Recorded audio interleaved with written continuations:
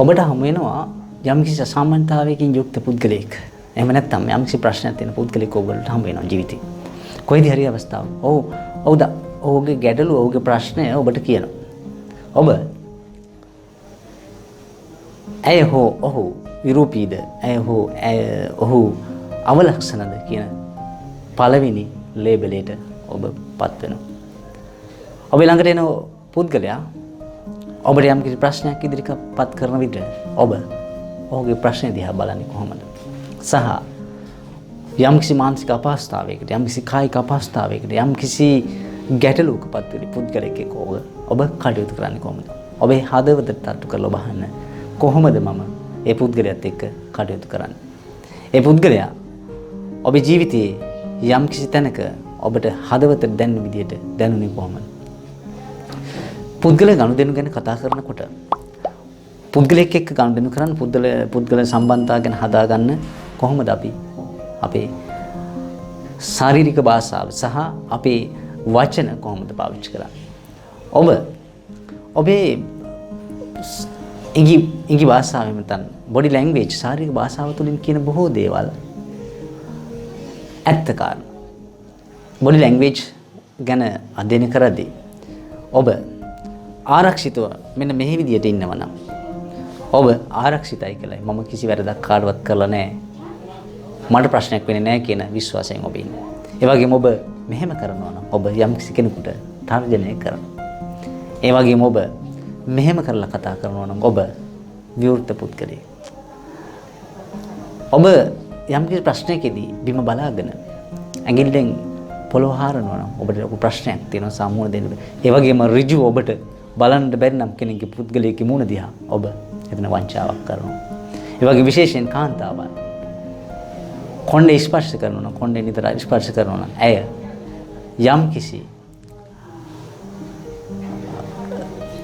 ලිංගික වශයෙන් යම් කිසි උත්තේජනයකට පත් වෙන්නට එහෙම නැත්නම් ඇය එවැනි ආදරයක් බලාපොරොත්තු වෙන කෙනෙක් විදියට මනින්න පුළුවන්. මේ කියන සියල්ල 100% සාර්ථකයි ඔබ ගන්න දෙපා.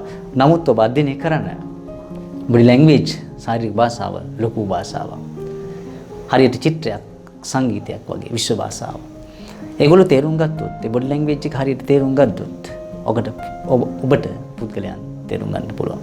එනිසා මෙන්න මේ කියන non-verbal communication අවාචික sannivedana කියන පුද්ගලයෙකුට යමක තේරුම් ගන්නට ගොඩක් වටිවි. වාචික sannivedana වගේම non-verbal communication එක ඔයගොල්ලන්ගේ පුද්ගලයේ තේරුම් ගැනීමට ඔයගොල්ලෝ ගොඩක් වටිවි. එනිසා යම් කිහිපයක් විතරයි මම ඔයගලන්ට දැනුම් දුන්නේ. ඔයගොල්ලෝ අධ්‍යයනය කරලා බලන්න තව දුරටත් ඔයගොල්ලොත් එක්ක මේව කතා කරන්න මම ලෑස්ති වෙලා ඉන්නවා. මේක යත්‍රා තුලින් බොඩි ලැන්ග්වේජ් කියන එක හරියට අඳුනගත්තොත් ශාරීරික භාෂාව හරියට අඳුනගත්තොත් පුද්ගලයන් තේරුම් ගැනීම හැකියාව වැඩි වෙනවා. ඒ වගේම හොඳ සංනිවේදකයෙක් වෙන්නටම හොඳ සම්පත්දායකෙක් විදිහට දේශක මහත්මයෙක් දේශක වරියක් වන්නට නම් ඔබ අන් අයගේ ශාරීරික භාෂාව ගැන අධ්‍යයනයක් කළ යුතුයි. ඒ නිසා ඔබට අවශ්‍ය ඉඟි භාෂාව non-verbal communication ශාරීරික භාෂාව ඉගෙන ගන්න උත්සාහ කරන්න. විශේෂයෙන්ම හොඳ ව්‍යාපාරිකයෝ ඒ වගේම හොඳ දාර්ශනිකයෝ ඒ වගේම මාධ්‍යවේදීන් බොහෝ විට මෙන්න මේ ආධුනික ක්ෂේත්‍රය තෝරගන්නේ ඒගොල්ලෝ මේ තුලින් යමක් ලබනවා. ඉන්ටර්නෙට් එන්ටර්ප්‍රයිසස් කරන නැත්නම් වෙළඳ ව්‍යාපාරයේ යෙදෙන බොහෝ අය වෙළඳ ප්‍රචාරණය සඳහා මෙන්න මේ කියන භාෂාව යොදාගෙන ඔයගොල්ලෝ දැකලා ඇති ටෙලිවිෂන් එක ටීවී එක තුල සමහර දෙන අවාචික sannivedana තුල අපි තුල කොච්චර ප්‍රමාණයක් මානසිකව ඒ වෙළඳ දැන්වීම කොච්චර sannivedana වෙනවද අපි තුල හිතේ රැඳෙනවද කියන එක. මේක මානසික වශයෙන් පුද්ගලයන් ඇඳබැඳ තබා ගන්නා එක්තරා ක්‍රමවේදයක්. ඒ නිසාම අපි සමහර වෙළඳ දැන්වීම සමහර භාණ්ඩ වලට සමහර ආයතන වලට සමහර වෙළඳ දැන්වීම් හරහා අපි ඔටෝ බැඳෙනවා. සමහරලාට ඒ නම කියද්දිම අපි ඒ භාණ්ඩෙ මිලදී ගැනීමට පෙළඹිලා. ඒක එක්තරා ක්‍රමවේදයක්. ඒ නිසා ඔබ පුද්ගලයෙක් විදියට මේව පිළිබඳ දැනුවත් විය යුතුයි. ඔබේ ඉඟි භාෂාව, ඔබේ බොඩි ලැන්ග්වේජ් අන් අය අවබෝධ කරගන්න භාවිතා කළ යුතුයි. ඒ වෙනුවෙන් ඔබට යමක් කළ හැකියි. එය හොඳ රිලේෂන්ෂිප් එකක් හදා ගන්නත්. වයිෆ්, හස්බන්ඩ්, දරුවන් වෙනත් ගනුදෙනුකාර බවතුන් එක්ක වැඩ කටයුතු කරන්නට. රැකියාවේ ප්‍රධානියා ඒ වගේම රැකියා සේව්‍යයා සේවදායකයා අතර ඒ තියෙන රිලේෂන්ෂිප් එක හදා ගන්න මෙන්න මේ කියන බොඩි ලැන්ග්වේජ් එක යූස් කරන්න පුළුවන්, භාවිතා කරන්න පුළුවන්. එය ඔබට ප්‍රයෝජනවත් වේ මතු අනාගතේ කවදා හරි මෙන්න මේ කියන ශ්‍රේෂ්ඨය තුළ.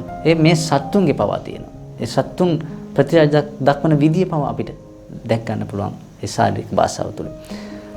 අපි ගොඩක් කියන දේට වඩා නොකියන දේ වැඩි. පවුලක් ගත්තාම බිරිඳක් වුණාමත් පවුල තුල නොකියන දේ වැඩි. දරුවෙක් වුණාමත් නොකියන දේ වැඩි. අපි ඒ නොකියන භාෂාව හොයමු, නොකියන හැඟීම හොයාගමු, නොකියන හදවත හොයාගමු. ඒ හදවත වෙනුවෙන් වැඩ කරමු. මේක යත්‍රා තුලින් ඔබට සුබ පතනවා. මෙන්න මේ නොකියන දේවල් හොයාගන්න. ඒ වෙනුවෙන් අපි බැඳී සිටින ඔබ වෙනුවෙන් subscribe කරන්න. මේක යත්‍රා channel එක subscribe කර නැත්නම් පාලින් තිබෙන bell icon එක නවතම වීඩියෝ ඔයගොල්ලන්ට ලබා ගන්නට පුළුවන්. ඒ වගේම Facebook page එක follow කරන්න පුළුවන්. සියලු දෙනාටම සුබ පතනවා. ජයග්‍රහී දවසක් පතනවා. බොහොම ස්තුතියි.